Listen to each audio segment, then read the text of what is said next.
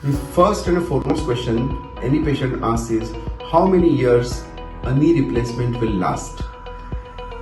The current implants, if done properly and in expert surgical hand, can last from 15 years to maximum up to 30 years.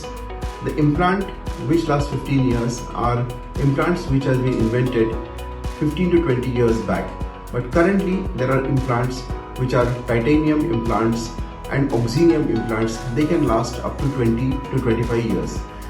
The longevity of the implant depends upon few factors such as the positioning of the implant at the time of surgery, the balancing of the ligaments at the time of the surgery, the weight of the patient, the strength of the bone and strength of the muscle.